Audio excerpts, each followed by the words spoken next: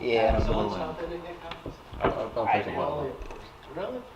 My man. Because it wasn't complete. I had to replace the injectors on my jet ski. Okay. I ended up putting it, like it was a supercharged jet ski, and I rebuilt it and put a bigger impeller Okay. and, you know, more power, but you had to put new injectors in it. But they're like $400 or something for 3 of them. Yeah, that's, I wouldn't mind that at all. I'd like to call the September 15 meeting of the Punta Gorda Isles Canal Advisory Committee to order. Roll call.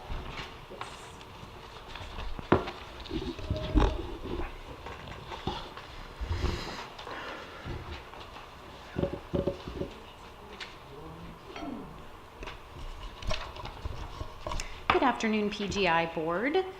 All right, so for the roll today, I have Kenneth Rowland. Present. Jean Fuller. I will note Mr. Fuller's absence for the record.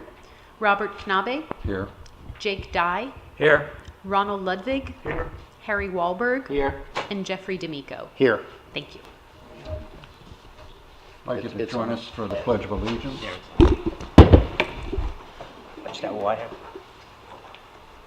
I pledge allegiance to the flag of the United States of America and to the republic for which it stands, one nation, under God, indivisible, with liberty and justice for all.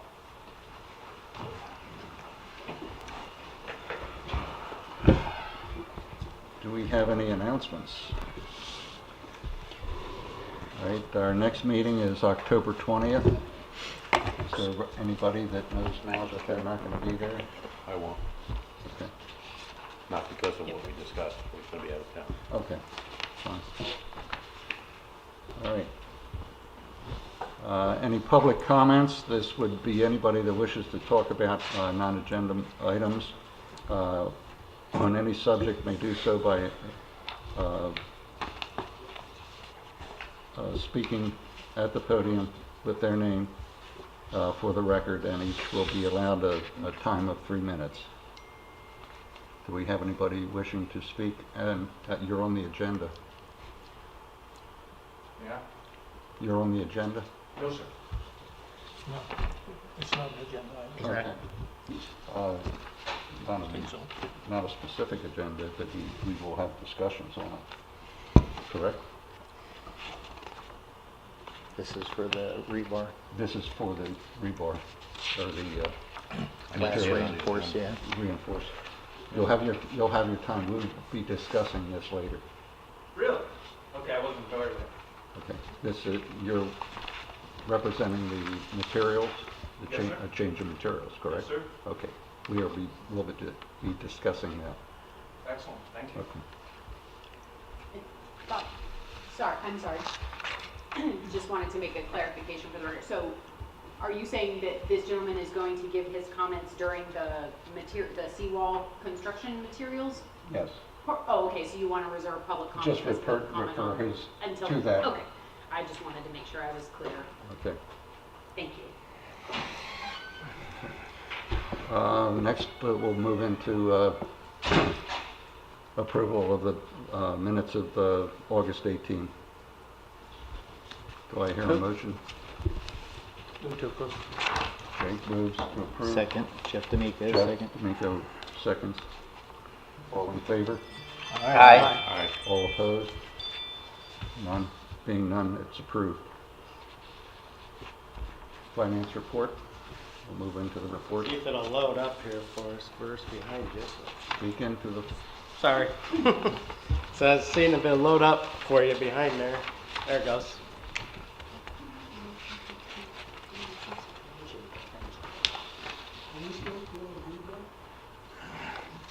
pardon? I can't hear you. What's that? It needs to be enlarged. Excuse me, magnifier. Enlarged. Gotcha.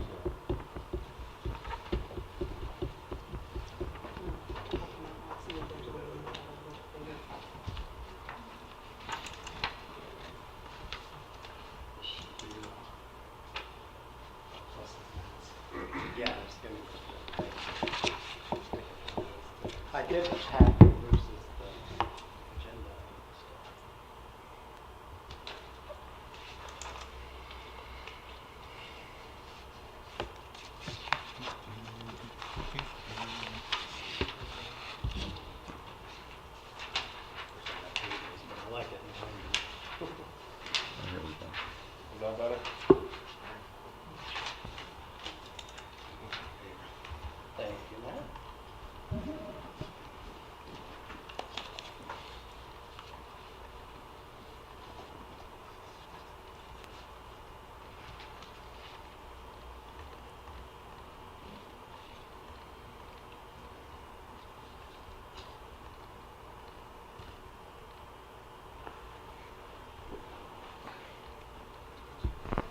Okay.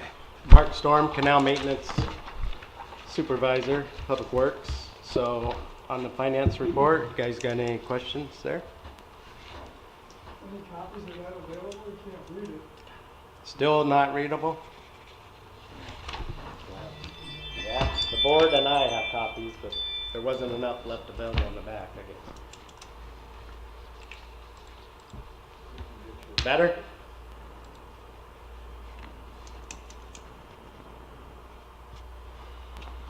Maybe a suggestion, you can move a little bit closer, would be better for you?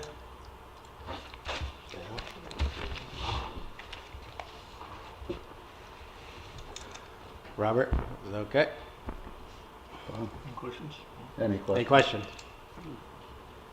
No. Last month, all right, thank you. Moving on to the next one.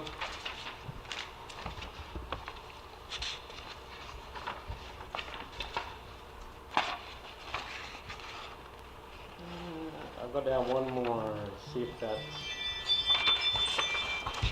okay there. All right, so this one's on your expenditure report for contingencies or the FEMA and PGI Canal maintenance. Any questions with this one?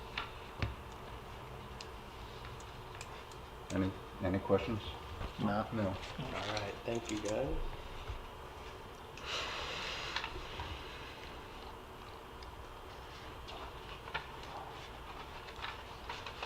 Is that page 13 on our packet now, Robert? Pardon? Was that page 13 now? I see it was, should have been on the same page, but we got another page. Any questions with 13, or you, everything clear there? I didn't have 13 here, but go ahead.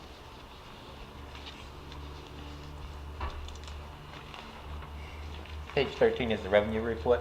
Yes, Yeah. sorry. That's where I was at. Correct. What I mentioned earlier, sorry about that. You got me, all right. So we're all good on that one. Move on to the utilization report? Yep. Yes. Okay.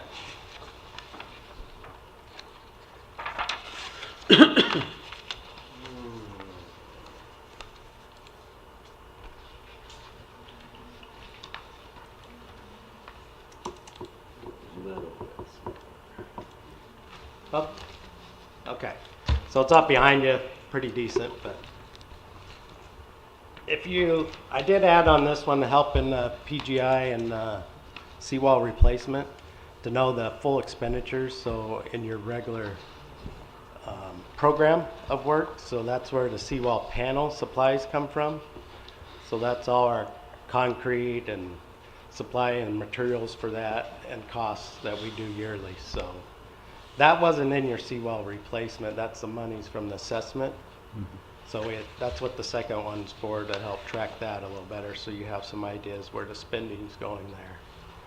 And then the rest are in order, and basically in the notes, we're on the second pay application for the site, and that one just got approved this morning, so I'm moving that through. It's actually be about 142 on that, so we almost got the first two complete and moving on to number site 3. And then in Mangrove, 2 sites are complete, as I heard, on Thursday. So you should be working on the 3rd of 9 exhibits for your mangrove trim. Location, sorry I didn't have that at this time, but I know bird navigation got done, and then moving from there. So just behind the fire station down through that area. Inlet, nothing there, and then your spoil site permitting still active. So any questions with this one? No. Seeing no questions, move on. Let's move on. Jake? The only question I have is on the mangrove part. Do we have any kind of letter or understanding with the state and National Marine Fisheries and the Corps of Engineers on the authority of the city over, or the authority of the state and over the city in terms of mangrove removal and things like that? And I'm asking the question because as I read the state statute, the state clearly says if it's in a seawall, man-made seawalled canal and it interferes with a residential dock or boat lift or anything like that, you've got the authority to pull out the mangroves. But when National Marine Fisheries overlaid the harbor, they included the canal system. And so now, if you ask the question, Corps of Engineers is saying, no, you got to get a federal permit to pull those out, and it has to be, jointly between the Corps of Engineers and National Marine Fisheries. Gotcha. And the state kind of says, well, we don't really have a dog in the fight.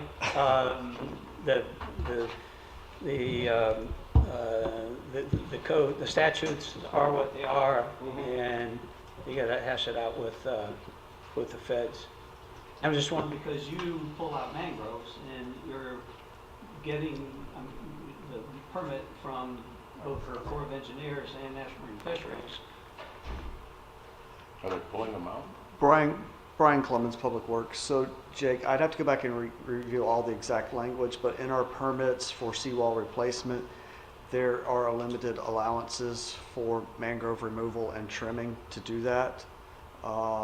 There may have to be credits that are purchased when that is done. I think we have to report and Right. credits, but it is limited from my recollection in what's done. You can't just blast the mangroves out of there. It's so trim so much back to do our work. Yeah, when you read the state, the state statutes, they say that you can do that. I'd have to review them. That's surprising to me for it to Yeah. say that, It because I says know in the- red mangroves, you can't that even if trim the it's roots. If it's in a man-made waterway, seawalled, and interferes with a residential dock or boat lift, that they can be removed. I'll have to go back and look at that too. Do you know the statute number or anything? Or Now I can send it to you. send it to me Actually, later. I know exactly where it is. I'll send it to you. Okay. I know where to find you. All right, thanks, Brian. Just one little tidbit on it, but with ETI is our ecosystem contractor, and they hold our permit to go in and do it, and I'm having them just do limits of trimming, so it's to a trim of the root ball still in, and I want to say it's like 2 feet above, but they can pretty much go all the way back to within that main stem area, but they'll trim it down pretty good. And a seawall upcoming for replacement, but I've never in the year plus I'm here, pretty green, that got anything for removal, like Brian stated. So we'll look into it. I know ETI can get a permit to do it. Okay. And they just don't have the equipment to take it out. Oh. So, Yeah, they're not with the crane and that. They're just doing setup with trimming and arm deals and saws. Right. So yeah, and they get our nice line going, but they don't have the crane set up. But get it available somewhere maybe. All right, thank you.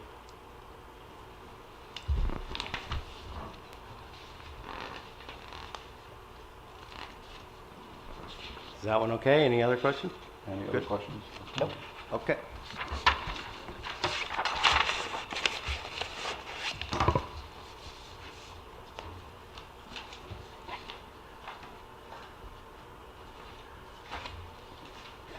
I think I have 6 exactly, but I'll get one for you, Jennifer, or you can have my copy after this. So first, let's get on, we mentioned earlier in the utilization report, but the seawall, this is the one I'm saying, 1 and 2 severe is done. We're on to the high with Osprey. It was shy one, we'll share it. Was there 5 of them? Okay.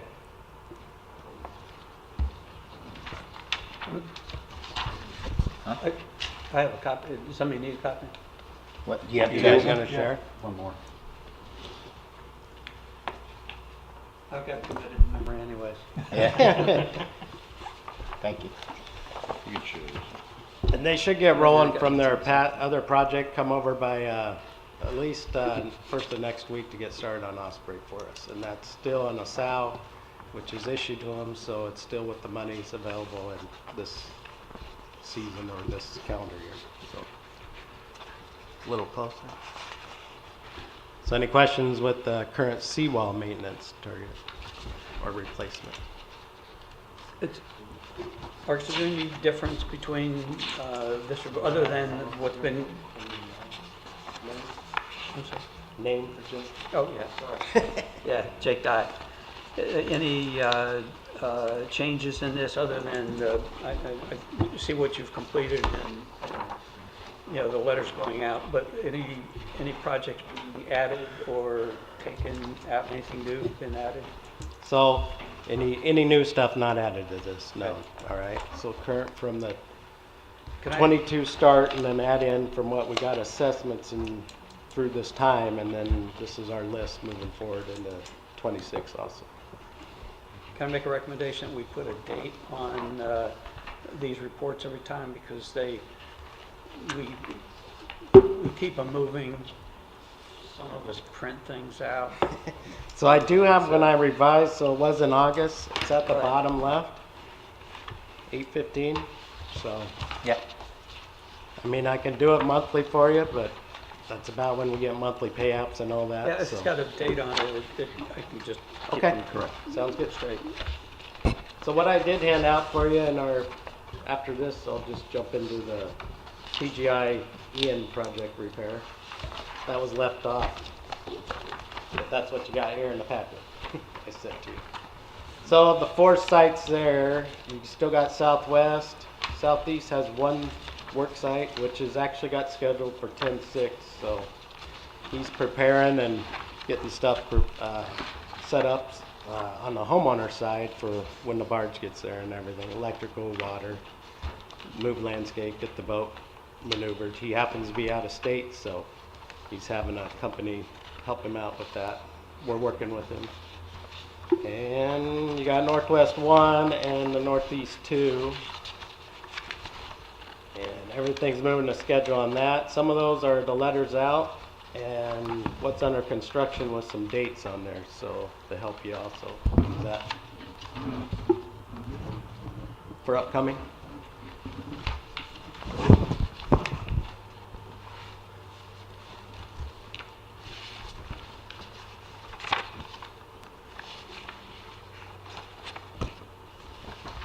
Do you have any questions relating to the Ian seawall repair?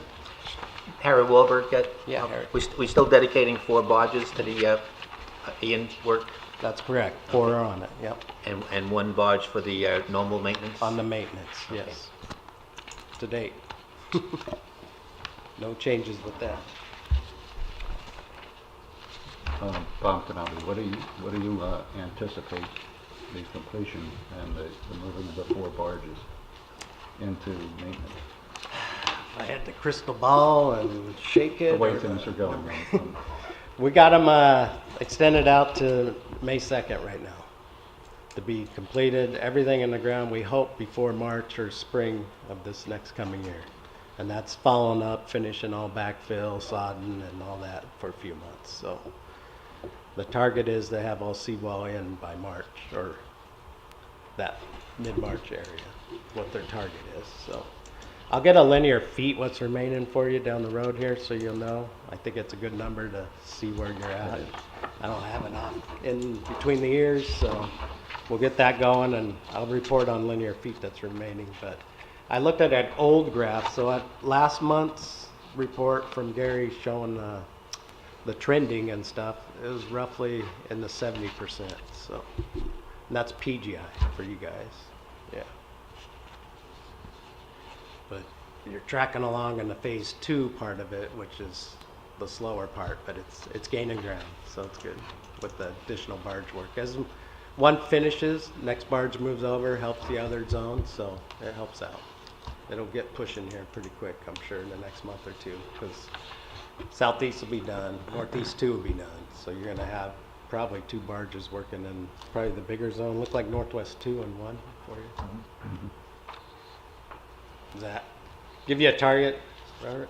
Just a rough target, Yeah, but rough. you know how you're. I'll get you linear footage so we know kind of where it's dropping down instead of these just estimates and just gives you address, location, and time. So I'll report with you guys on linear footage to help out. So we'll see it drop. barring any additional damage, hopefully there won't be any additional damages from hurricanes and stuff like that. We're hoping at the March, May timeframe of next year, all the hurricane damage will be repaired. And then- Weather related, Okay. And then how many barges are we gonna fall back to? your guess goes, man. The current contractor has 5 barges available But will to we do keep seawalls. 2 just for maintenance purposes, and get rid of the other 3? Depends where or- the target is getting focused, not my my direction. What we get for direction and where we want to go with it is like we did with Ian. We stopped and jumped in with the barges and tackled the severes and highs, and then Okay. slowly brought this in. But it's kind of the tail end of. I backed up. Sorry. Is that the tail end of this? It seems like, or halfway through, and then try to get a maintenance contract going. But cross fingers. I'd like to see one stay active and keep going and help, so you don't have a 2.5. But the contractors are aware that once the work is done, that their contract is over, and we're not gonna have barges just sitting out there doing nothing at some point in time. We'll just True. keep them busy on the. Keep normal- busy. Okay. That would be the writing to get in a contract, exactly. Thank you.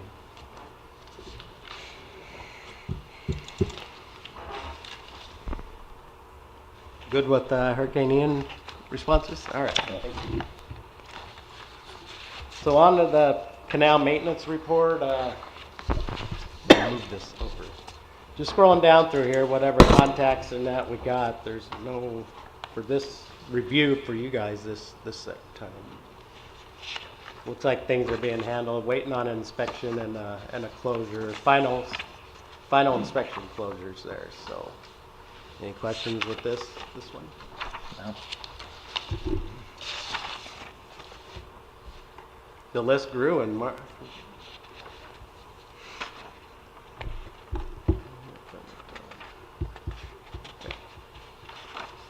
That's 3 pages.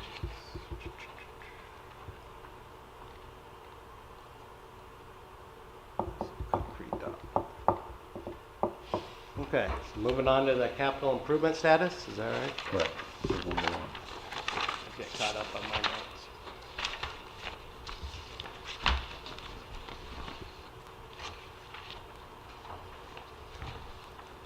So I'll just target on the dates here. So since our last meeting, looks like at 8/21, there was advised by the Army courts that they issue a public notice noting, I don't know why it says that, but on August 7th, still no response from a lobbyist either for heading to the state on that one for the governor's office. 8/27, our consultant engineer, Hans Wilson, coordinated with city staff on a support letter from city council approval. Also coordinating a meeting with DAP staff, state park staff, and city staff to discuss the project. As of last week, in the latest email chain, city staff waiting on confirmation date and time to meet. So it was, Hans followed up with them with a email, tied in all of us, and they said still working on it. So basically, we're still waiting to meet with the DEP and state parks for that refusal letter from state parks to discuss personal in a room. Bob Canali. Yes, Bob. Just a general note, we've been working on this project for almost 3 years, maybe closer to 4, starting in 2021. Mm-hmm. I find it difficult to come up with a problem with the parks or any other parcel that would be influencing this project 3 years into the project. I just can't believe that nobody did the meets and bounds, which is what you're normally supposed to do on any surveys, on any land use, find out who is the full representative and work with it there. So we've spent money to which it's wasted at this point, other than doing a different route to get the job done. And it also puts the entire project, which was to alleviate the need for additional barges to move product back and forth to lots, which were diminishing. So I'm very disappointed to have learned this, and to learn it at this date, but that's my personal opinion. Well noted. Staff takes that concern very seriously. I'm sure it was a kick. I'm sure it was a kick in the head. But I'm saying, why was the kick in the head 3 years after we started? I don't have your direct answer for you in that either. So it was from our consultant not getting with DEP set on it for 6 months on us. Remember that? That happened, and then we finally got notice in April, and then we've been tracking along here very slowly, and then finally get some little movement. It feels like, but somebody with lobbyists and an ear for the governor, and then to jump up and get over to council and back, and then we're waiting for this meeting to get face to face. So I believe it should have been a lot faster. You're right. We all realized there was a major oversight here because I went through the original feasibility study back in 2021, 2022. 21, yeah. Never mentioned the Parks Department at all. No. Every other organization was mentioned, but not the Parks Yeah, Department. our DEP report, our Army Corps, but not state parks. I, like the chairman, can't understand how that could really happen. How did we miss something like that? I don't have the direct answer. For I that. know It's you not don't. in I'm my not asking soul, for your sorry. answer. I wish I did, but I don't, and I'm just getting moaning. dove into this one. Moaning and Yeah. crying here. That's all. I feel like I'm patting water on you too, like a dog paddling, but I wish I had a more, good straight answer to support what you're feeling, and I'm in the same feel mode too. What happened here? So,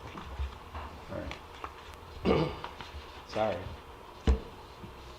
Not your fault. Thanks. Kid. Lessons learned. Yep. I'll be looking at other ones coming up very closely. And that's similar in just master permitting with updating the next page. I'm sorry, was there more? No, with I'm that? sorry. Go Okay. ahead. Thank you. So just in the master permitting, still being active and everything in there, it's just a vice or copy paste, just the same kind of information there for you. Which really there's not, I think we discussed at the last meeting, I was gonna drop this one off because we don't have outstanding permitting out there for another spot, just the acting CIP one. If that was that agreed upon, or did I miss not having okay or approval to drop this one? Any of the mass record permitting? Now, we discussed that you were going to drop them off Okay. as they were completed or... Promises to be We're off not- for the we're not October out. turnaround one. All right. I'll make a note on here.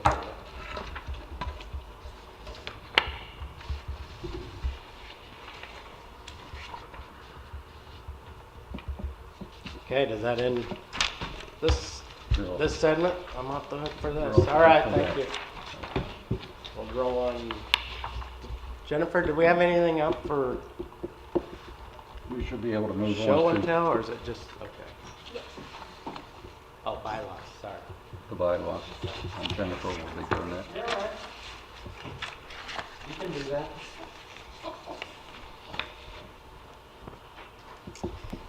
All right. Deputy City Clerk Jennifer Faulkner, for the record, just wanted to go over, oops. Let's see if I can back up.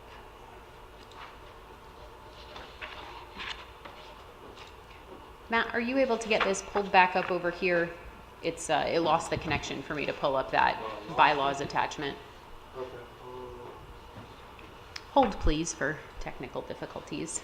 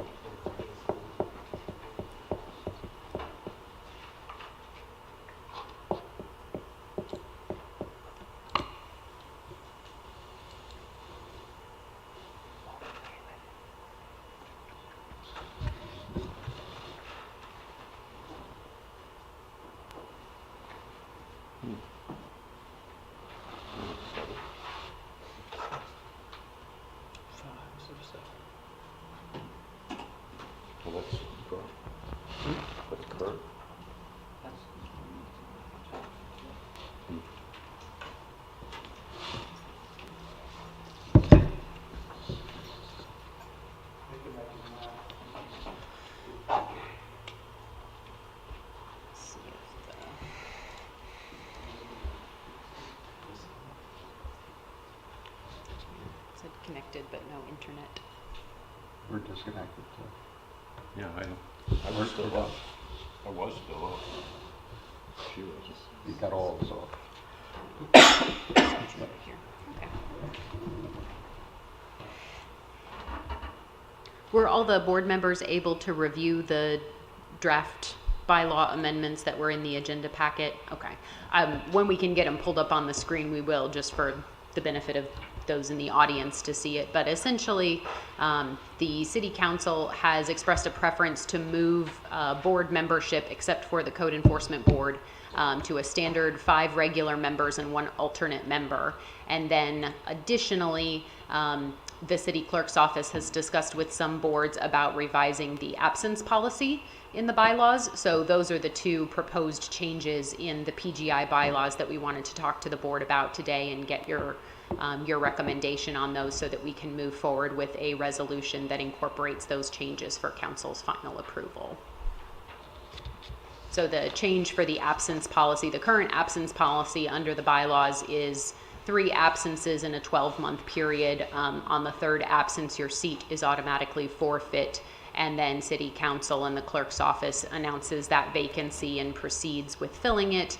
The board member whose seat has been forfeit does have the opportunity to appeal that forfeiture by making a presentation to city council. I shouldn't say presentation, it's not anything that formal, but can make a request to city council to be reinstated and explain the extenuating circumstances that led to those 3 absences. So that's the current policy. The proposed change is basically to add 1 more. So now it would be essentially 4 absences on the 4th absence, that seat would be forfeit and would follow the same procedures, which is that the vacancy gets announced, then that board member can appeal to city council to be reinstated. Do you all have any questions about those proposed changes to the absence policy and the membership composition? Yes. If you, yeah, speak a little bit closer into the microphone, Mr. Chair. Thank you. I do the same thing as Mark, but the proposed change is to go to 4 members of the committee, 5? No, the proposed change is to go to 5 regular members and 1 alternate. So the way that would be accomplished with the current makeup of the board is basically that membership would be reduced by attrition, meaning that as vacancies, resignations, what have you come up, those would not be filled until the board composition falls below 5 members and an alternate. Do we have any, currently, do we have any people applying for the PGI Canal Committee? I believe we had, and correct me if I'm wrong, Mr. Rowland, I think you had submitted an application for reappointment that fell somewhere in this discussion of the membership composition. But because we do not have a bylaw change on the books yet, I believe that council opted to hold over that appointment until the membership change was enacted via a resolution to change the bylaws. Other outstanding applications, I would have to go back and look, because we do, if people apply for seats on the board, they don't necessarily have to wait until there's a vacancy that's been announced, and all applications that the clerk's office receives are valid for a period of 12 months. So we may have applications that have been submitted that are still active for the PGI board in the event there was a vacancy, but I would have to double check that. Essentially what would happen is, just in the case of Mr. Rowland, those applicants would be notified of the change in membership composition and noted that if they wished to keep their application valid until such time as a vacancy became available, or if they wanted to resubmit to essentially extend the life of their application, that is an option as well. But I don't believe we currently have any pending applications, because we don't have any pending vacancies other than Mr. Rowland's reappointment. Does that answer your question? So far. Okay. Ron Ludwig, I'm curious, what prompted the council to think about reducing the size of some committees? Sure. So I know that there historically has been discussion over the years about membership composition on the boards. At one point, I believe the rationale for enlarging the number of board members to 7 and 2 alternates, as probably our largest boards are, was to encourage additional participation from members of the public. The only board that has a statutory requirement for its membership is the Code Enforcement Board, which is why these changes do not apply to them, because their membership is governed by state statutes, and obviously a resolution of our city council would not be able to override that. So then on sort of the flip side of that, we have seen a decrease in volunteers for board positions, and there has been discussion from other board members about wanting to reduce the number of board members to make sure that we don't run into a quorum issue, because if you have 7 members on a board, that means you have to have a quorum of 4, as opposed to if you have a board comprised of 5 members, you only need a quorum of 3. And quorums cannot be accomplished by remote participation. They have to be physically present. So I believe it was just brought up as a discussion to address the downturn in residents volunteering to be on boards, and to make sure that if there were meetings that had items that needed to go before the board, that we had a membership that was able to accomplish a quorum more regularly by having only 3 needed for a quorum. Thank you. Bob Kanabe again. I've been on the board for almost 9 years, and I have yet to see a meeting not make quorum. Whether it's 7, it's been 7. I think the number of 7 with the activities of a lot of people allows for people to take an absence and not discharge their duty, but allow the board to continue to participate and to take on the CCSPs with varying opinions. I think it's been a good way to go. I don't see any downsides side of staying with 7.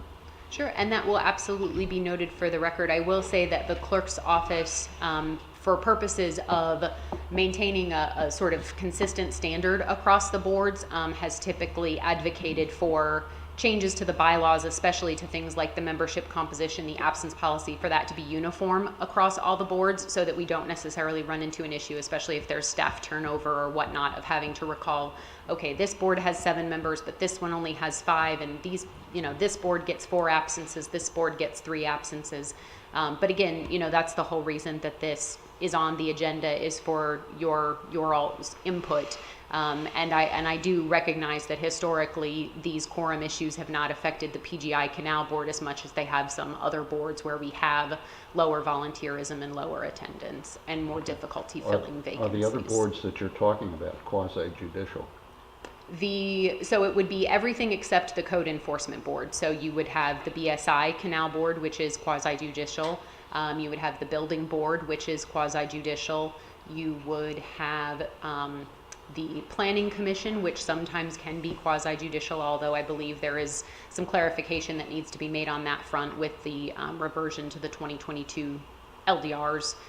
So there are other boards that engage in public hearings, yes, that this would affect. So if you went to an alternate system, you have to have a person that has gone through the procedure to do the non-disclosure, be fully qualified to be able to sit on the board. Yes, so whether we keep and secondly, how do you intend to handle an alternate?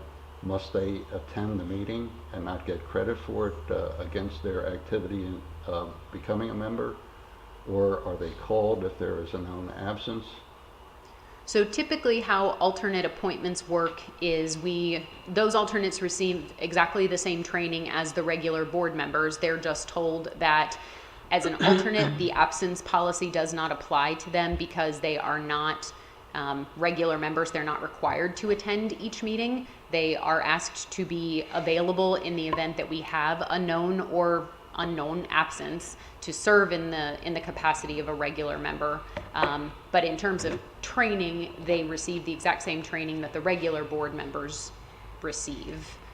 And they also have to submit, I believe they do have to submit financial disclosures, but I can double check on that. They do. We all do. So yeah, so just reducing the number of board members would not alleviate any financial disclosure requirements. But it would put a requirement on them to be available for every meeting, so why not have a seat?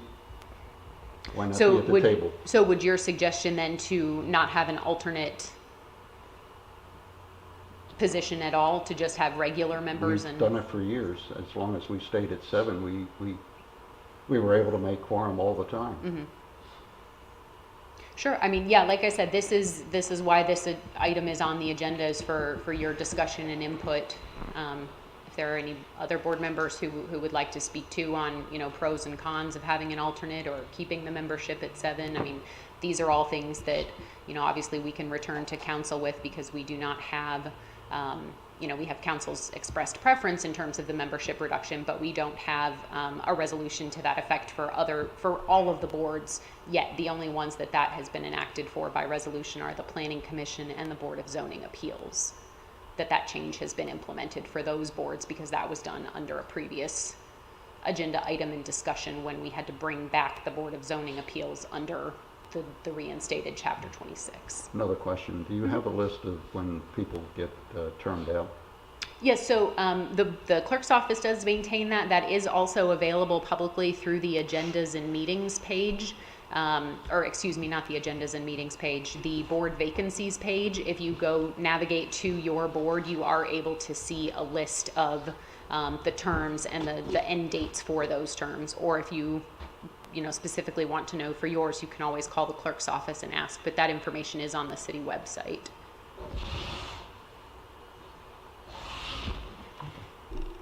I'm not a techie. No, that's perfectly all right. In fact, let me see, I might be able to, since we have maybe the internet working, I could try to navigate to that so that we can look at that together.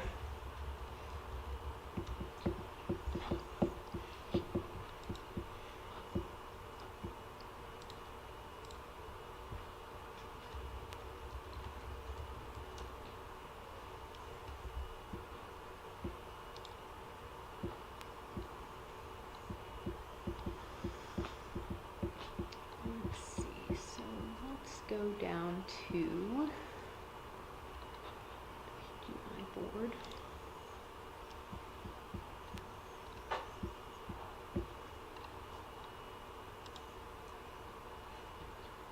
And so you can see here, oh, sorry, I guess it jumped to, let me scroll down to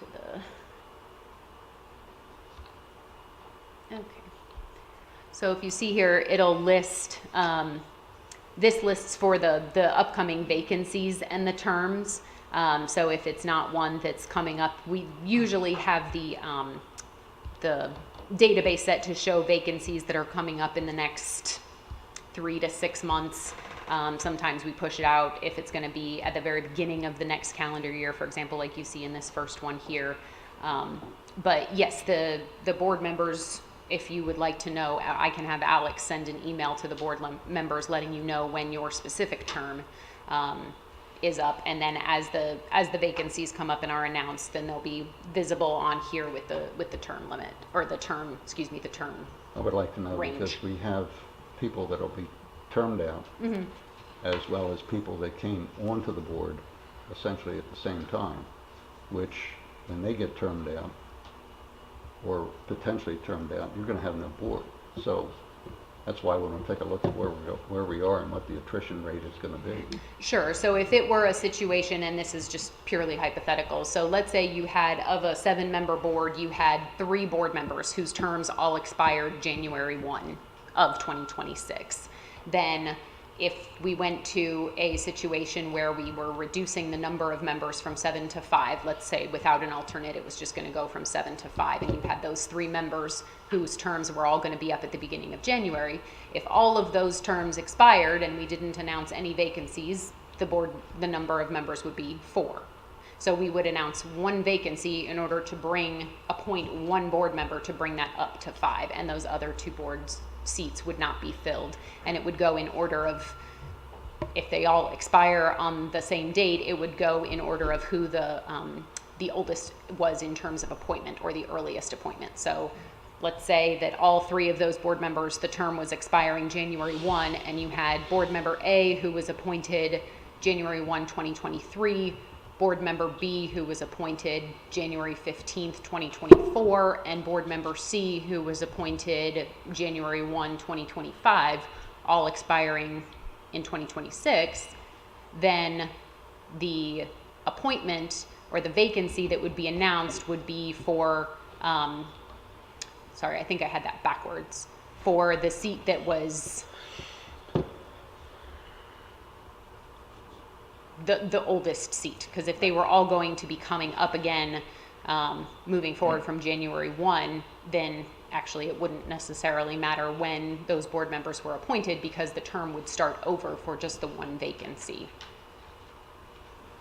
I think I confused even myself on I that. think you went around in a circle. Yeah. No, so I think that, and correct me if I'm wrong, Mr. Chair, your question was how do we get back to a full board slate if you have more people leaving the board than the minimum number of members required for that board? Was that your question? Essentially. Sure. So it would just depend on, like I said, if we moved to a 5-member board and we had 3 members whose terms all expired at the same time, then we would just announce 1 vacancy. And that would be for a full term, which for your board is, I believe, 3 years for PGI. Yeah. 3 Then that, the 1 vacancy would be announced for a term starting January 2, 2026, plus 3 years. Now, if you had board members that were expiring at staggered times through January 2026, then we still would only fill 1 vacancy to bring the board membership to 5. So if you had 3 board members that were leaving at different times in January, we would fill only the vacancy that brings the board membership below 5. So if you had, for example, and I'm just using a hypothetical, if you had Mr. Dye, Mr. Rowland, and yourself, whose terms were all expiring through January, and when let's say Mr. Dye's expired first, now you've got 6. We're gonna pretend like Mr. Fuller is here for the purposes of this hypothetical. So if Mr. Dye's term expires first, we would not fill his seat, and now the board would go from 7 to 6. When Mr. Rowland's term expires, we would not fill that term, and now the board would go from 6 to 5. When Mr. Fuller's term expired, if he opted not to, his would be the only seat that would be eligible for reappointment, because if he left the board and no seat was filled, then we would only have 4 board members. Does that make sense? So we would advertise to put a 5th member on the board. Okay. And secondly, we haven't adopted this. This is not a Correct. change. Yes, that is correct. We have an active potential re-enlistment here. And you're turning them down. And we Well, have not made a change. Why?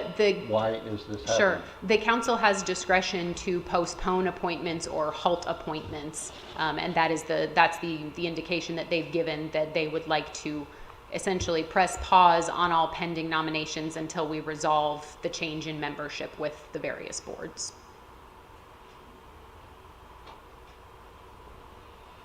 You could be gone at that time and would have to reapply. That is true. Like I said, we follow council's direction, and their direction has been to table board member appointments and nominations until we resolve the question of whether or not we're going to move forward with a membership change for all or some of the boards, absent the 2 that it's already been passed for. I don't know, I guess I just feel this is a non-paid volunteer committee. Sure. And the more voices we have and the more experience that we bring here is better for the community. Mm-hmm. And I think the number that we've had has been able to, in the past and present, being able to take a subject and or a special permit and work with it and Sure. come up with a resolution that is a win-win. Yeah, and absolutely. I mean, like I said, I am not here to advocate one way or another for what you all want to do. I'm here to present that this has been a proposed change and to gather your input so that we can return that to council.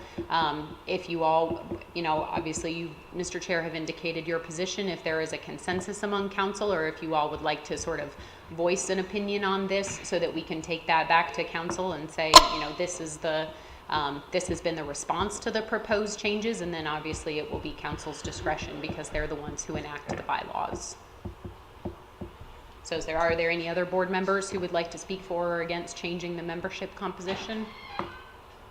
Jeff D'Amico, I agree with Robert. I mean, I understand the want to standardize everything across all the committees, but so far it's been working pretty well the way it is right now. Mm-hmm. I don't see a reason to change it. Okay. Ron Ludwig, I agree. As far as, unfortunately, there's two topics here, right? One is the number of missed meetings, and the other is the composition of the committee. Correct. I am for the change as far as the absences go, Okay. but I am opposed. I believe that this committee should remain with 7 members. Okay. And for the record, I agree on the absentee policy, but I'm against the changing of the number of members on the committee. Okay. Would any other board member, and Mr. D'Amico, would you like to clarify your position on the absence policy, or do you not have a position on the absence I don't really policy? have a position on that. I mean, Sure. I'm not sure anybody's not been here for 4 months in a year, but I don't have a position on it. I don't care. Okay. Harry Wahlberg, I'm fine with the absentee policy. I mean, I think 4 absences is pretty lenient, in the course of 12 months, okay? I'm on some other committees with the county, and we don't get 4 absences, believe me. You get 2 and you're gone. As far as the membership, I think 7 people work great on this committee. I have a concern when we go back to 5, and then we lose somebody else and we're down to 4, and if we can't find people to fill the vacancies, what actually happens to the committee or the board when you can't find people to fill vacancies and now you're down to 3 people on a board? And I don't think they're going to be able to accomplish anything with those type of numbers. Sure. So I will say that we had posed a similar question to our city attorney Levin, and he had stated that for purposes of the quorum requirement, that it would be calculated based on the number of appointed members. So if, for example, we had a vacancy and we weren't able to achieve an appointment, that seat would not count against the board for establishing a quorum because it would be based on the number of appointed members. But it's certainly a valid concern. Yeah, that answers the question of quorum, but it doesn't answer the question of diversity of opinion, experience level, amount of data input that's coming in from various locations, various locations and various people. You're going to miss that whole aspect of things.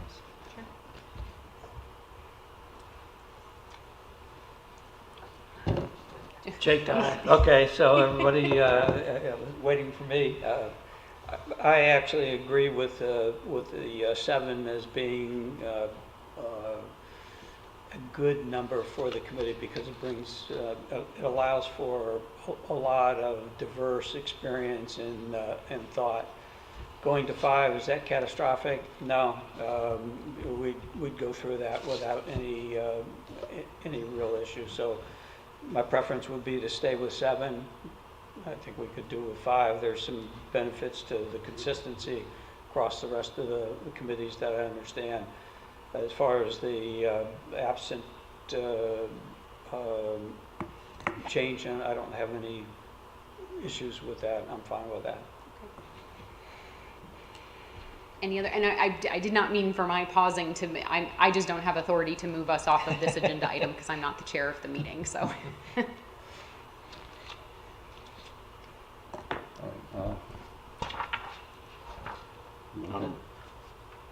I'm recusing myself. Or have been recused. All right, well, I appreciate the discussion, board members, and like I said, we will absolutely incorporate those comments into the presentation that we bring back to City Council after we've pulled the other boards, because like I said, this will be a discussion item with the other boards as well. We'll give all of that information to the City Council, and then they'll make a decision as to what they'd like to do in terms of the bylaw revisions. Are there, while we're on the topic of bylaw revisions, are there any other revisions to the bylaws that this board would like to propose? I mean, originally we had the membership revision that came from, you know, board members plus city council. Then we also had the absence policy revision that was initiated by another board. So because we're talking about bylaw revisions and we're trying to incorporate all of that into one action so that we're not, you know, taking up council agenda time for the next 4 months with piecemeal bylaw revisions, is there anything else that this board would like to put forward as a suggested revision to the bylaws while we're on the topic? Bob Kadabi, I don't believe that time is good. We just being presented with this to come up with ideas for revising bylaws is kind of a moot point. And to your question, Mr. Rowland, no, so in terms of the scope of this board's duties and responsibilities that are set by ordinance, obviously if you had recommendations to make a change to those, it would be reflected in the bylaws, but that would be an ordinance change. So in terms of what you all would be looking at, you know, in the scope of this discussion, it's more sort of the administrative and procedural aspects of the board. Well, if we do, we'll get it to you. Okay, sounds good. Thank you very much. Do they need a resolution or just? Not just an opinion. No, I believe I've gathered the majority of the board's opinion, and obviously it's noted in the record, so we'll make sure that that's reflected in the minutes, and then that information will be provided to council when we come back to them with the proposed bylaw revisions for them to consider. Okay, thank you very much. Next, we'll move on to the material change or suggestions.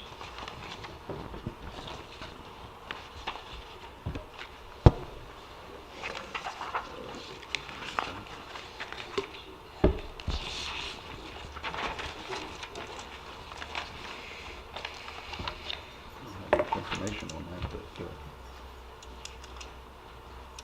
Yeah, the information isn't that good.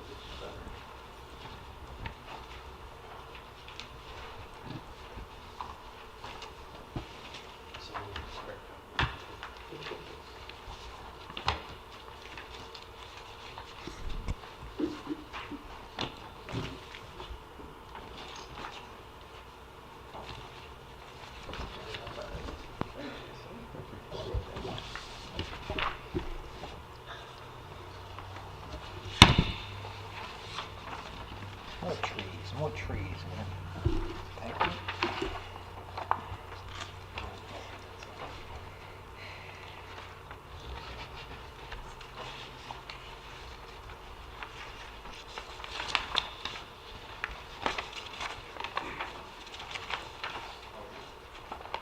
Yep, thank you.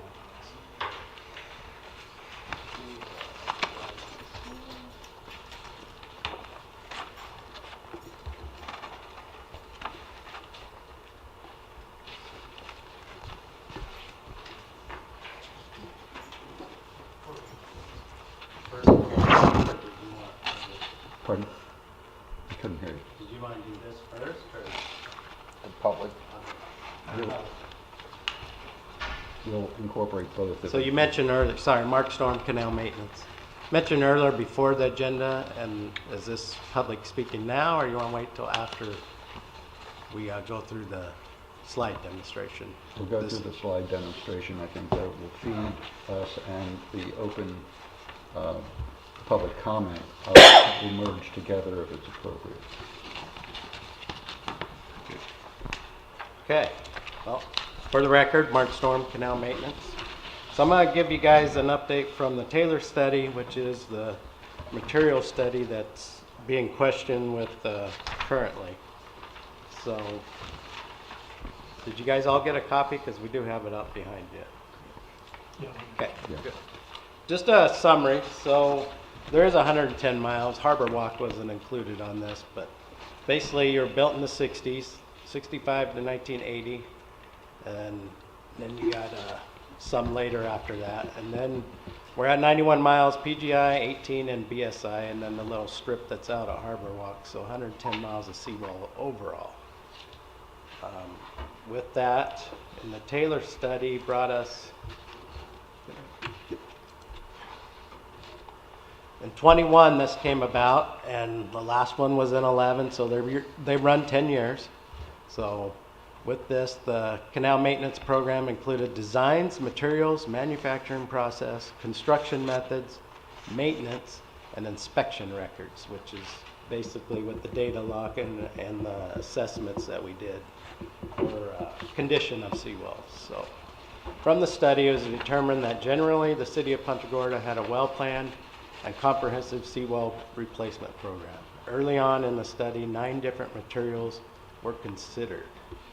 This is a hard read, sorry, and I don't know if there is a bus down here maybe.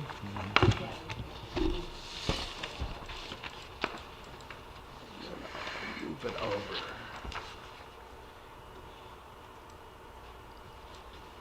Okay.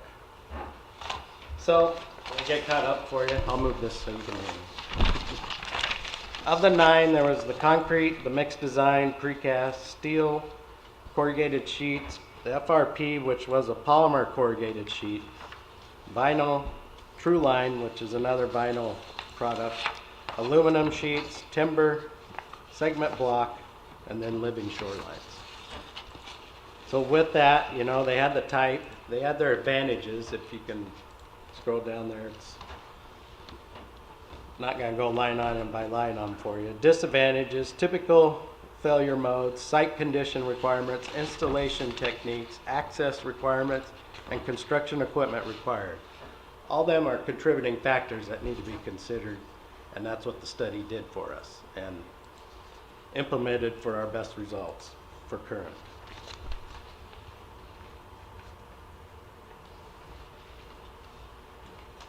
So, I'm done. Okay.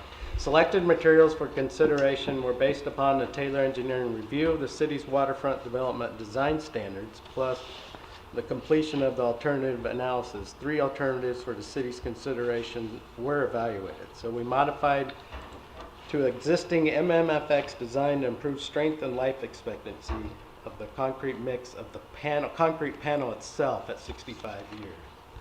So this isn't reflecting the product, it's more what your panel resembles. Modify existing design, utilize stainless steel reinforcement to improve. And this was based on a 316, not the cheap 304 that's out there that does rust and that. A higher grade gives you a better rust corrosion inhibitor for that. And that's the steel itself at 90 years. Concrete, not gonna last 90 years, we all get that. So it's based off a mixed design when you do a concrete panel at 6 inches and 10 or 12 and a half feet that we regularly do. So, and then vinyl sheet pile, which I was a little surprised with this too, but coming out of the study basically said the life expectancy at 40, kind of the averages I've seen is 50, and I think that's a lot to do with the UV they expose. They take on all the environment pressure. They could get the high and low tide pressure or the pull out from, God forbid, storm event.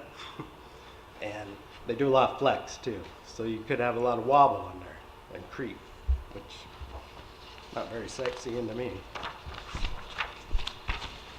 Next up, we got I wanted to have this in here so you can see a layout. This is a 12.5 panel, the grid pattern, and this was all engineered, designed, and set up for our panels to be set, and using the hangers or the eye hooks we call, so the crane barge or the crane could come over with its grabbers and pick up they're called eye hooks, and just eye hook and carry that over, because you're talking, you got 4,000 pounds and 5,000 pounds with the concrete panel right there. So that's the strength and durability of that steel in there to help hold that. And they swing, they're going over expensive stuff, boats, docks, and lifts and everything. So that's a strength that's been well tested and put into formation and hasn't failed on us. And the engineering on that is part of the study too, that changed the grid pattern to show how we did our tie setup with the steel, and then the dimension or squares you want to call it. I'm no engineer, but the setup of the grid so it's structurally sound. So with that, go into staff,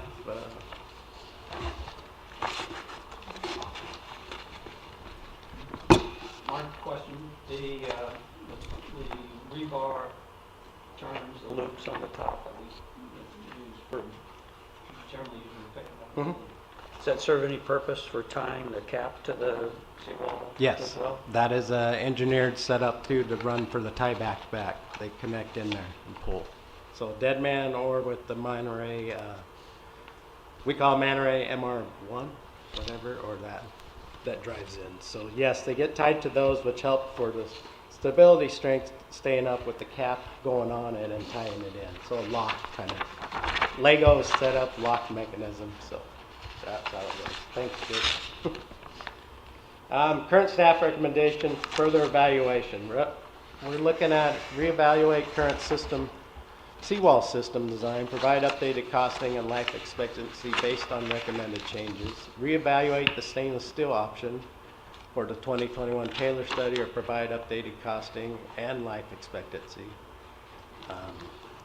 Evaluate the use of fiberglass, FRP rebar, also known as reinforced rebar with the ribs or the action on it to help with bonding with the concrete. In lieu of steel reinforcement in our seawall panels and caps, provide costing and life expectancies. Evaluate alternative materials to the concrete panels that include vinyl panels. Any other materials most suitable as a replacement to the concrete panels. Limit of 2 options we're looking at with staff time and cost and evaluation format. Evaluate life expectancy of the MR1, which we mentioned earlier is a tieback dead man system, but this is a rod driven in, aired in, and then pulled back with a plate at the end that does the PSI strength of 12,000 plus. So to hold back the panel, keep it standing straight up. I was going to say a different term, but that's fine. Provide us most effective mix designs based upon current concrete suppliers' material availability for the concrete panels evaluated by. So in mixed designs, it was brought up to us with Taylor Engineering, and it's just consistent, either using fly ash. I think back in the day that was with COVID, it came kind of limited in supply for us, but it's been back implemented. So it comes available, goes away, comes back, but they inform us when that does happen, and we can get that implemented right in. We have a set mix design. So you have a set mix design that goes for the seawall program and the FEMA side of things. So they each, so similar mixed additives and everything. It's just FEMA wanted theirs, and then we have ours because we had to send it off and all that. So there you are with that. We can open up the questions unless you want to go me now, or we can go. Well, I'm just trying to get a handle on Okay. this, because this, I believe, went to the city council or was publicized, was talking about fiberglass panels. And I know from the Taylor reports, because we went over it, the 3 were... Mr. Knabe, I'm so sorry, I'm- I I'm can't hear you very well. relaxing, sorry. Thank you. Quit being mine. Lena. The materials basically that were in comparison in the Taylor, Mhm. if my memory serves me correct, was the cement panels and in comparison to vinyl and the use of vinyl and the cost structure of that. If there is another material that we could use that would be easier to put in, it could be supported properly, we ought to be looking at that. And this is, my interest was really piqued with this fiberglass.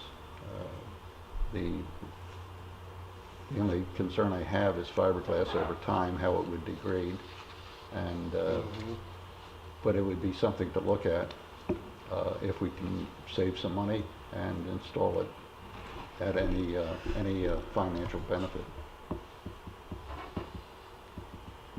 So I truly don't have cost analysis or that for you. I know it hasn't been done. I mean, if I based it on would have to be done. a search and what I briefly looked at, then per linear feet, is a higher cost per a pound, because obviously lighter product, and you get more for your bang at that, but you're still, linear cost is higher versus a foot-pound cost. Well, take a look at both, the material cost and the labor cost. Yes, yes. Do we know what the longevity is the fiber cast panels are? So Brian Clemens, Public Works. So I want to bring a little clarity to what's going on here. So there's been some question of whether we need to update the Taylor study. And looking at that, what you see on the screen right now was our recommendations of things that need to be updated. I don't think we need to go into the whole depth that the Taylor study originally did, but things that we were looking at is using the fiberglass rebar. Now, keep in mind, that's encapsulated in concrete, so sun exposure isn't an issue there, but we would have someone look at it and tell us what kind of longevity we would expect out of it, what kind of changes we may expect to the panels. And then while we're doing that, I figured we should look at our current design to see if there's any tweaks we need to do to it in case we want to stay with it. We could also revisit the stainless steel option that was presented back then. Also, there's been discussion of vinyl panels. That was originally included in the Taylor study. However, products are always evolving, so there may be some increased life expectancy now. And the way I would structure that is we kind of limit it to 2 other options, so we don't get too far out there. You know, pick the top 2 other options, whether it's vinyl or there was a type of fiber panel, whatever those 2 options are. So we have a few things to look at when it's all said and done. I also threw in there, we're using a lot of tipping plate anchors right now, often referred to as man arrays. But I think we should look at the life expectancy of those to make sure that they're matching the panels, and make any adjustments that we need to do there. And then the other thing is to look at our concrete mix designs, make sure we have the proper mixes for all these different types of materials and such. So those were, staff's recommendations of things to look at. So we're just kind of looking for a consensus whether we want to revisit this topic. Do we want to go through and have our study updated? That's what we're looking for from you all. Yeah, I think we should always be looking at improvements, cost savings, that kind of stuff. Where I get a little bit confused when we're on this topic is that we're looking at the average lifespan today of the seawalls, the panels we're using today are 50 years. Okay. Well, we go to an increased or a newer technology, if you will. I mean, vinyls, they're talking about a 40-year longevity. So we're going to lose right there. It might, and it's more costly. Okay. Our modified concrete design, the difference in cost, actually, we show it. Let me clarify that. Taylor showed it at a lower cost, and with a longevity increase of 15 plus years, that makes sense to me. Okay. So I don't want to see us make a big deal out of something that should not be that difficult. We're looking at longevity, we're looking at cost, okay? Personally, I don't really care if it will last 50 years or 64 or 70 or 80 years, because I'm not going to be here to see it, okay? But I understand that we have to look to the future and look for the best course of action. But let's not spend a whole lot of money again to publish a 600-page document that comes up with the 4 same answers that we know today. I think the approach you're taking is the right approach. Jake, are we exclusively using the man arrays now, or are we doing some dead man? Mark can probably speak. We're using some dead men in places where they fit. The problem is that we're running into so often is we're using the 12.5-foot panels kind of became our standard panel, and with that the tieback has to be a little further back. So we were already tight on space, so now we're even tighter. So oftentimes a man array is what fits the site. So Jeff D'Amico, can you explain what the man arrays are again? I'm a little confused on what you're talking about there. So a tipping plate anchor. So I don't have a picture of them. So they're driven in to the ground, and then once they get it into driven to the specified penetration depth. Yeah. They will pull back on that anchor and it will rotate up. Okay. And then they will pull back and they will hold hydraulic pressure on that to make sure that it meets the test specifications. So it's just essentially it drives in and then it's a plate that'll flip up when they pull Okay. back on it in the ground. There's a cable between Kind that of and like the a wall? toggle bolt. Yeah. Gotcha. Gotcha. So it's a 5/8 or almost 1-inch rod, it's a rod driven in. Yeah. And it just aired in, yeah. Okay. Then another question on these. So would, if we did go with this material, would it also need like the loop has to go in there too? So is that going to be metal, or is this strong enough to act as a loop to lift the panels? Do we know that? I would expect the study to tell us Okay. what to use for that. Okay. And then we would have to have the panel designed for that material and such. Okay. It sounds like the gentleman here may have an answer for us. Okay. And there's one other thing, I don't know if it's an issue in the way that we manufacture our panels is the FRP rebar can float up in the concrete if it gets vibrated too much and such. Okay. Because you have the 6-inch of a panel, so we set it on bars, or a chair we call it, at 3-inch, so right in the middle. Right. Yeah. But the weight could be just over, I think a 10-foot panel, 98 pounds, and then 140 something on a 12.5 Right. as the weight on the chairs, meaning the steel weight. Okay. Brian Clemens again, Public Works. Robert, I think it was one of you was mentioning that easier installation. Now, something like a vinyl panel is lighter. Just note that our current permits don't allow for the typical methods of vibrating in a vinyl panel. So there would be permit modifications if we were going to vibrate those in, which is what is typically done. Don't they jet them also? Sorry, Can't those panels be like that, a corrugated, also just be jetted in? I would suppose they could probably hold pressure on them and jet them down also. The other thing you could run into is when you hit hard material with those and how to get through that. Well, you got a problem with. But right now, we have that trouble with concrete too. We go to refusal. Jake, I noticed that in Port Charlotte, there's a variety of different caps that are used with the vinyl panels.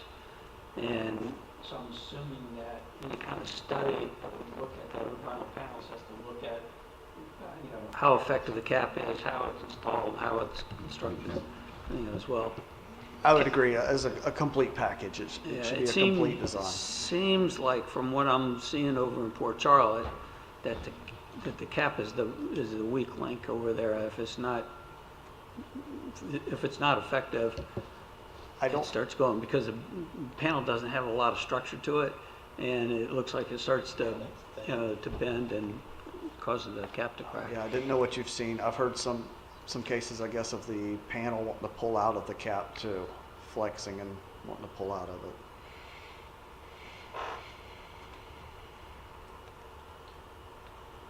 Back to this, are there panels of the fiberglass material? And if there are, we should put that in a revision for a cost analysis. When you say fiber panels, are you talking about instead of a concrete panel, like the sheeting being fiber? Mm-hmm.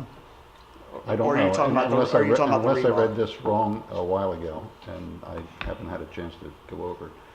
I thought they were talking of panels and of the glass reinforced. I think it's the rebar. Or were they just talking of just the rebar? Okay. Okay. That is one consideration, is replacing the MMFX rebar with a fiber reinforced. That would still be a concrete panel. Correct. You're With just this, gonna okay. use that Then it's my you're reinforcing. misunderstanding. There's also, when we were talking about vinyl panels, there are also fiber panels. I was talking of the fiber panel, the That- vinyl, in comparison to a vinyl at today's cost versus our production methods and cost. That's essentially what Taylor did, and they just put dollars and cents on it. We could use that and then update it to see a comparison and see what the current prices are. Yeah, if you look at what's on the screen there, the second one, the one right under steel, FRP, Yeah, that was a okay. fiber reinforced polymer corrugated sheet. So Okay. that was looked at previously also, but like I said, materials change all the time. Exactly. There's always something new that comes out. So, the question is, do we want to take a look at it Okay. now that we're 5 years later? As long as we're looking at it, that's the main point as far as I'm concerned. All the different options that we may have. Any other questions? I'd like to hear from the I gentleman. just want to finish any Yeah. questions or the No, general. uh-uh. At this point, thank you guys. And Thank you. Mr. Kipper, Yes, sir. can you tell us a little bit about your handy dandy little boys here? Good afternoon, gentlemen. My name is Richard Kipper, and I've been in the community for 45 years. In that 45-year time span, I've dealt directly with marine contracting companies in this community. We provide them with building materials. We also provide them with equipment they need to get the job done. Currently, that study, the Taylor study, I believe it is, has no, GFRP was not on that study. That product is a direct replacement for the Chromex bar that's currently being used in the seawall slab construction. And GFRP for the city of Punta Gorda can provide a 100% non-corrosive solution to every aspect of the seawall construction. That's the cap, the tieback, and the slabs. So there will be no corrosion, no failure, no spalling in the concrete cap, because that product can be used in the cap. We can provide stirrups, which make the caves for the cap construction, made out of the same material. Tiebacks can be made out of the same material, and every aspect of the slab can be made out of that material. The only thing they have to do is not put in Chromex and just simply drop that bar in the same spot, doing exactly the same thing and placing it exactly the same way they're currently doing it today. And based on, what was it, the solicitation for bid, F2024133, the results of that bid, the Chromex bar came in at $57,000 for one order. We did that material was asked for in a price per pound, but we did a conversion, which basically took the weight of that bar based on the sizes they want and calculated it into the number of pieces required to fill that order. And we submitted our bid for GFRP for the same number of pieces and the same sizes. And our bid came in at $20,794 for a significant cost difference, almost 300% less. The bar is 100% non-corrosive. It's 75% lighter in weight, and it's 2.5 times stronger than the conventional steel you have. I don't see why it's been, I've been advocating for this product to be changed into the waterfront development standards for 2 years, and I've gotten nowhere. So I'm starting to come to these committee meetings and speak out to see why, because it's in the benefit of the citizens of the city of Punta Gorda. The basic failures that you see in your seawall construction, based on my interaction with the contractors that are doing the work, is spalling in your caps, which causes failure in the caps. And then you have a storm event, where you get high water behind the wall. The tide runs out on the other side, right at the water line, where you get the water tidal movement. That's where the bar inside the concrete corrodes, and that hydraulic pressure behind the wall pushes the wall over. And that's where you see the vast majority of your seawall failures. And that will never happen with the GFRP bar in there, because there's absolutely nothing in there to corrode. So you could save money, get a better product long term, and you could deal with me, because I'm your local supplier, and I happen to support our local community. I give back to the community. I employ local people. I sponsor local sports teams like the high school football team and basketball team and wrestling team. Sponsor kids in the fair, support the air show. We give back to the community. Steel Co. Supply of Jacksonville, Florida, as far as I know, has never returned one red set to our community. And they're charging us premium for bar that will fail over time. Estimated life is, based on the conversations I watched here today, is 50 years. That bar that is sitting on your desk right there in front of you that I provided as a sample will never fail because of corrosion. There's nothing in there to corrode. And based on the recent studies, I have no reason to believe that it will fail at any time because it's not going to be exposed to the sun. Once it's encapsulated in the concrete, that concrete becomes the weakest link.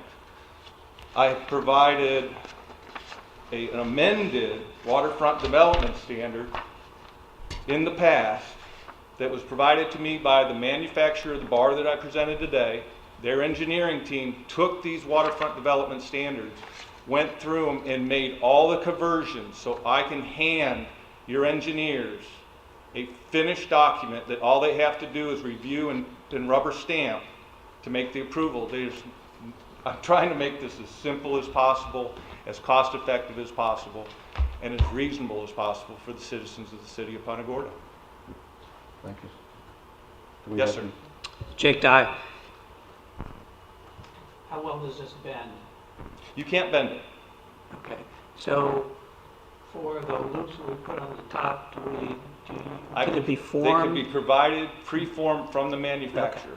Because GFRP product is an extruded product, like toothpaste out of a tube, we can have it at the time of manufacture formed in any shape you want it, at any size you want it, to perform the necessary tasks. We can also have that material extruded and bundled in the exact sizes you want for placement in the forms. So rather than get 20-foot bars that have to be cut by someone and then placed, and then there's waste, and there's a liability of a worker working with a saw, we can provide pre-cut material that simply is placed in the forms. And these guys that are placing the materials will be placing material, I'm assuming the city is self-insured. These employees are going to be lifting weights that are 25% as heavy as what they're currently dealing with. It's a safety issue, in my opinion. I got to imagine that the guys out there in the field that are out there in the summertime, when it feels like 110 degrees, would much rather be moving a form or a pad that weighs 25 pounds than 100 pounds. Got another question for Jake Dye. Yes, sir. Is there any requirement, just a shake of the head, is there a requirement for bonding of our rebar and our panels? Do we weld it at any point? And I guess the question then is That bar can be placed in the forms, tied with the current tie wire that they're using, or they could simply use a plastic tie wrap to tie it. Then there's absolutely no metal in it. And the fiberglass will bond to the concrete as well or better than the rebar that's currently being used. This product is currently being used almost exclusively by the Florida Department of Transportation and all their waterfront projects. The Sanibel Causeway after the storm, the 100% of the bridge going into Pine Island after the last storm, it's all GFRP. Bulkheads, bridges, seawalls, they're using it exclusively. The city of Punta Gorda has made it an acceptable alternative to MFRP, or FX rather, Chromex bar, which is currently the only bar that's allowed in the city of Punta Gorda. They've made it to where you can use either or in the city of Punta Gorda. It's been very successful down there for a number of years, and we're supporting those marine contractors in that area with this product today, and have been for a number of years. We've had no problems. Well, both of you, Bob Kanabe, while both of you were there, do you have specs or technical specs, and do you have any on this material? So, first, Jake, your question, we're not using any kind of bonding agents or anything in our slabs and in our sheet piles.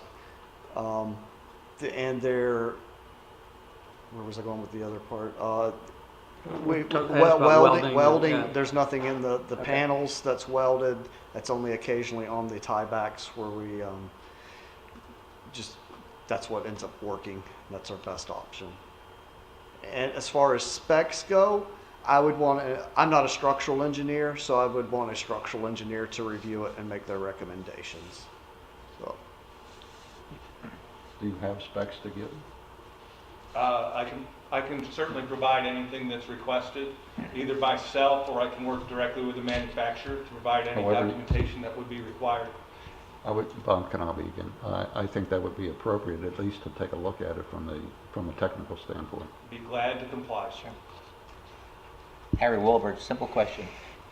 Strength of this device right here compared to a rebar from 2.5 times stronger. 2.5 times stronger. Yes, sir. What about the ability to handle weight?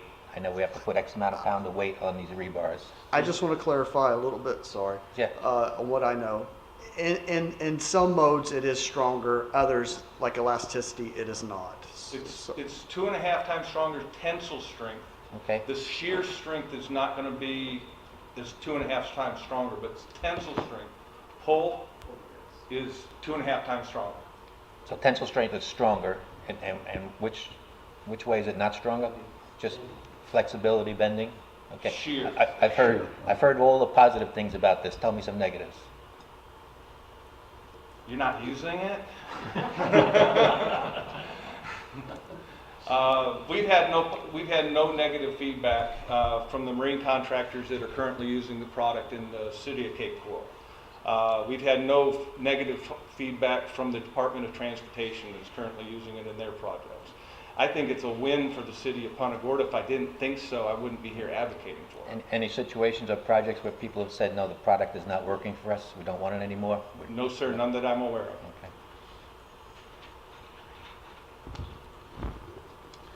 Okay. Jake, I think technology is moving so fast these days that where a study every 5 years on something in the past was adequate, today you got to study things much more frequently. Medical, for example, look what they're doing. But I know in the construction standards right now, just that I get involved in, I see things moving forward all the time. And I know that we're experimenting all the time with new techniques and materials and things like that. So I'm assuming that the direction of the city right now is to look frequently and soon at what we can do to improve our seawall, both through technique and with materials. I don't think I personally am not an expert enough to know whether I want to endorse this product or not, but I do think that this committee can encourage the city to continue to, and frequently look at the techniques, the procedures, the materials that we're using to create a better seawall product. I mean, that's our city is a canal community. The canals are the seawalls what's holding our canal community together.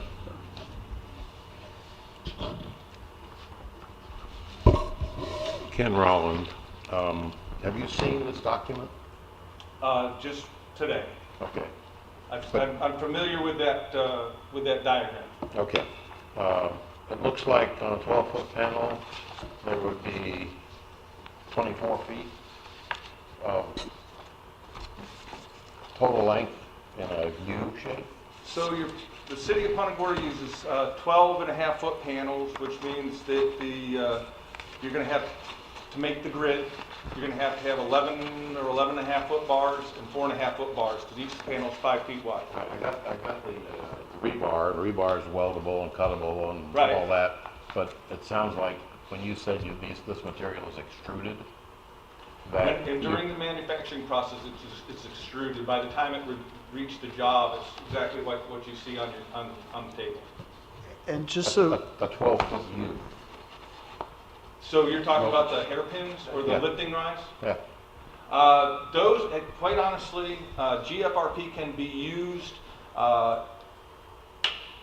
in conjunction simultaneously with any other structural product. So you could continue, if you want to so desire, to use the hairpins or the lifting eyes of the MMFX Chromex bar that you currently are. You could do that and make the rest of the panel out of GFRP. They do make a lifting lug that's, the hairpins that are currently being used are number 5, 5/8 bar. I don't know what that means. That means it's 5/8 in diameter and bent. And they leave so much hanging out so they can grab it, place it, and then they hook the tie backs into those to Right, I've seen it done in my pull own in, and then they form the cap on top of that. You could use a lifting lug, which could be a GFRP product, which wouldn't be 5/8, it'd be 3/4 of an inch in diameter, and it would be like a big paper clip that would go down. It would be rounded on both sides. It would be one big U that would be placed in the form at time of pouring. We've tried those in the past. I've got videos. We worked with Charlotte County Seawalls where they used their lift, because that was a point of concern. So we poured a 3/4 inch lifting eye into a 4,000-pound bin block, and then used a backhoe and a chain to grab it and toss it and throw it around. And we did that with as much violence as we could possibly give it for a 2-minute period before it finally broke. But if you're just picking them up and placing them, and you got 2 of them on a 4,000-pound slab, I don't think you're going to have any problems. I'm not an engineer, but based on my real life experience, I never didn't see any problem with it. Okay, but my question was, would they be able to extrude Yes. a 24-foot long? Hairpin to replace those? Yes, they could, but that would not be the recommended solution for Okay. the hairpin. It would Okay. be to go with the lifting lug, Okay. which would be the 3/4 inch product. Okay, and you had a comment? I was just going to make sure that you understood all the MMFX. It's all pre-cut and pre-formed when we receive it. Oh, it is? Yes. Okay. I envisioned a guy out there with a welder. Not anymore. Hacksaw. They are size different, sorry, Mark Storm, but that's 25 and a half on the whole loop, so bottom to top and back down, and Right. they must protrude out of the form. Right. So we can't, and those are pre-manufactured forms, so if you're trying to do, I don't know what the lug or whatever, a solid, You'd right, have to- end to end, or? No, the lug's just a hair, looks like a paper clip. About this, it's rounded on both sides. It sets down into the form, and you'd have your round loop sticking out just like you've got now, except it'd be 3/4 inch fiberglass rebar rather than 5/8 currently Chromex. So it's one, not two. 2. It will be two? Absolutely. There'd be no change to the engineered structural patterns that you're looking at there. It'd just strictly be replaced. We're taking away the steel. We're taking away the corrosive product and replacing it with 100% non-corrosive product. It's 2.5 times stronger tensile strength and 75% lighter in weight. One other question. I heard you remark back, I'm sorry, I don't recall your name. But you said you mentioned that these would maybe float in the concrete when they're pouring the concrete? I've understood that it can, if it gets vibrated too much, it'll want to rise And to the the top. vibration is To what, get your settle air it? bubbles out Okay. and to make sure everything's in your form properly. Okay. My own curiosity. I have yet to have any of the current users of this product state that is a problem that they've experienced. Well, a wire would probably resolve the problem if you're setting it on a chair. Yeah, the weight, that product's 75% lighter weight, but it's not, nothing. There's still weight there. And then you're pouring the concrete on top of it to hold it down. We haven't had any of our customers come back and say that this bar is floating in our forms, not once. Thank you. Thank you. Does anybody have any other questions? I was going to ask that. Cost and durability, gentlemen. Thank you very much. Thank you. Thank you. Thank you. We appreciate it.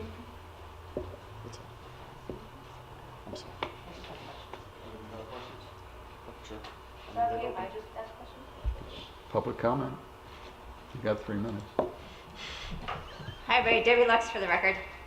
So I was just listening to everything, and I am by no chance an expert on this, but I just wanted to give my experience as a dentist. We went from your silver fillings to composites, and over the years, even with the composites, they've gotten better and better. So when you're looking at a 2021 study to today, I bet there are tremendous changes, you know, between macros and micros. You know, when you put things together, you figure out like 2 basketballs, you have a lot of space, and all of a sudden they used the basketball and the golf ball, then all of a sudden you started filling the space.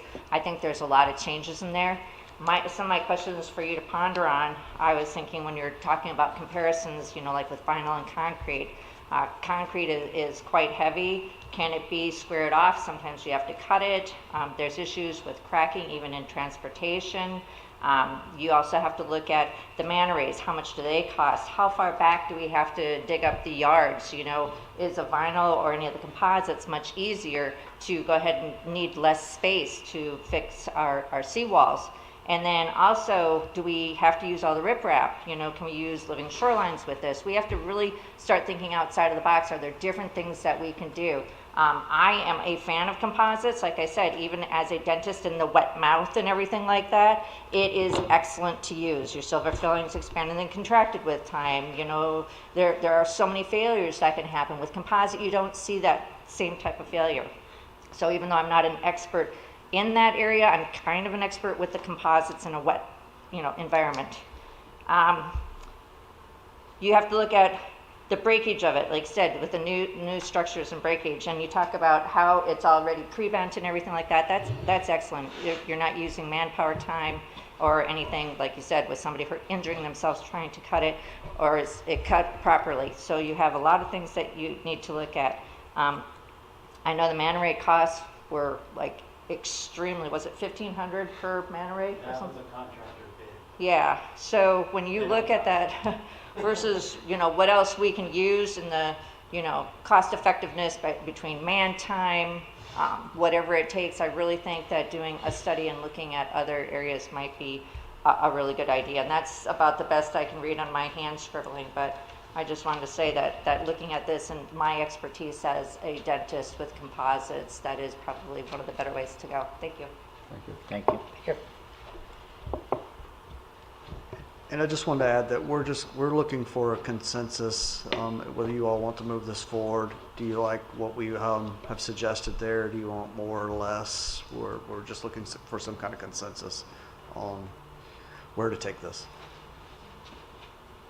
Bob Canabi, I Jake. believe, I'm sorry, go ahead, Jake. Jake Dye.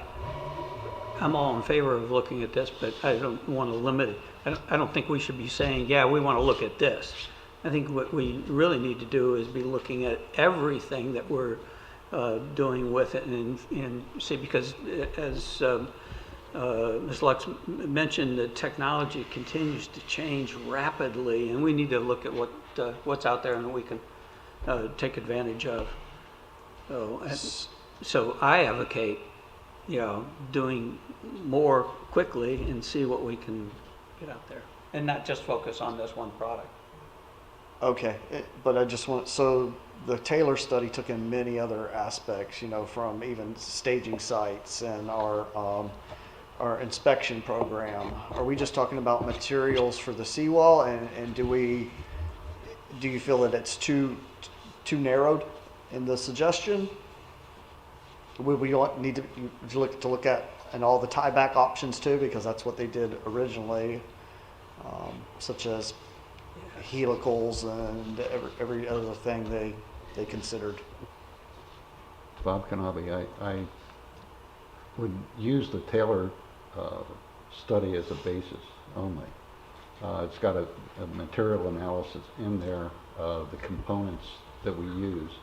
I would use that and bring it in comparison with other materials and develop a cost basis for those and compare them, just a comparison. I don't think it has to be much more than an analysis of which is the best material, but what is the total cost, and just run a spreadsheet out on it. Jake Dye again. I'd be concerned about saying, let's go redo everything, because the Taylor study was expensive and took a long time. But if we go through this periodically and look at it and say, is this something we need to, to look at, like staging areas. Staging areas are going to continue to change because the footprint of BSI and PGI continues to change. We've lost a lot of property.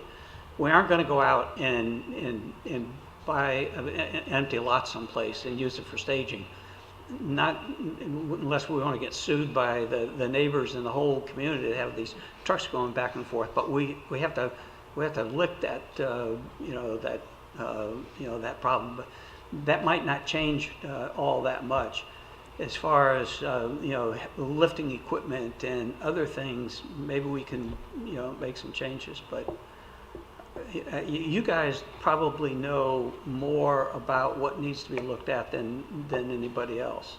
And I think, because we have 7 of us in this committee, we have some experience with our community, and we kind of know what the community is thinking, and we get to see some of the problems, so we can throw some things in there, and it probably wouldn't be a bad idea for us to all to brush up on the Taylor study and just take a look at it again.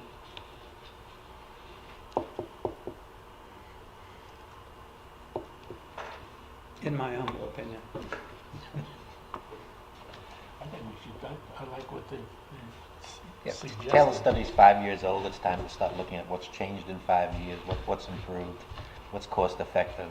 And maybe it's not a whole complete Taylor study because it was very comprehensive, but at least look at the major components of this and say, is there a better way to do it? Is there a cheaper way to do it? Is there a product that works better today? Okay. I think what I'm hearing is we'll look at the components of the seawall, the major components. Ken Rowland, the product itself that we're using, as opposed to, okay, they're probably going to be easier to handle. If you depending on the option that you select, you're probably going to have to review your logistics. Maybe you can carry it in a pickup truck instead of a 16-wheeler.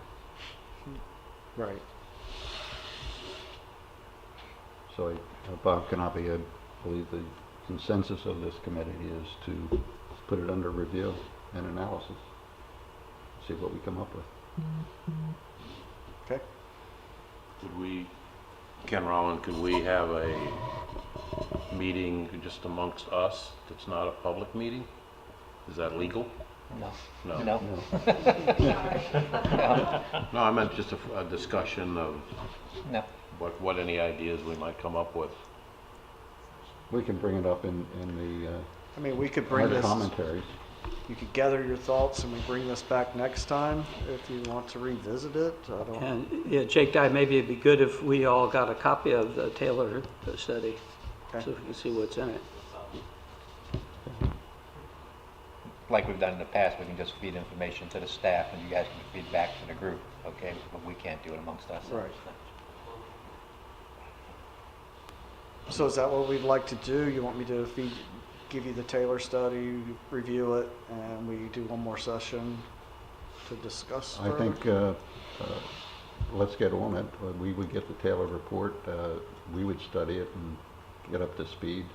You would be starting your analysis work of all phases and see where we are in the next meeting and report it out. Let's see where we can move and save some money and do a better product, as far as I'm concerned. So, Jake? I just want to make sure that we don't do anything to slow this down. Right. I can No. see the committee all of a sudden start going, chapter by chapter, and I think the worst thing we can do right now is slow the staff down, get in the way of progress. I think if they understand that we think it's important to look at this frequently, they'll be motivated to go forward. And they were looking for things to do, too. Yeah. Just so you all know, I think the current path for this will be that it will make its way to council. That's why we're looking for a consensus from you all Okay.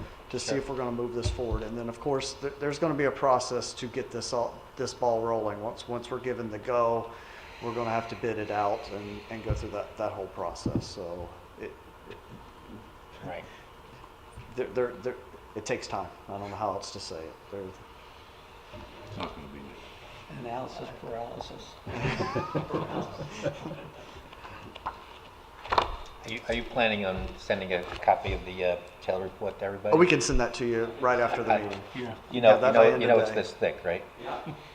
I think there's Mail a, it. Do you want? I mean, you talking a paper copy or? no, no, we're gonna- I don't need a copy, I have a copy, but there's a lot of data in here, I don't think you really have to go through to bother. I was going to send a digital Just copy. send the digital copy. Yeah, because it's got over 1,000 photographs in here, I don't think you really. Yeah, yes, the back is a lot of photographs. The appendix or. Okay, moving on. If there's no other questions, we'll go to staff comments.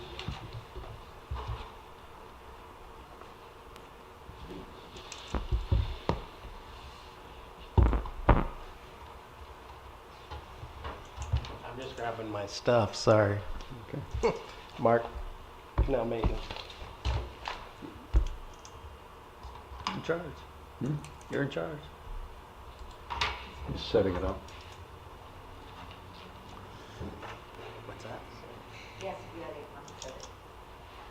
No, I didn't have any comments, thank you. Oh, okay. I was grabbing my stuff. Sorry, Mark. I was just, I'm sorry. No, You were just ignoring us, we know. He's I'm ignoring ready it. to hit the door. No, just kidding.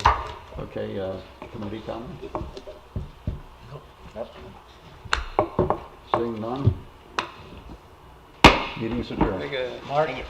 Mark, Is this yours?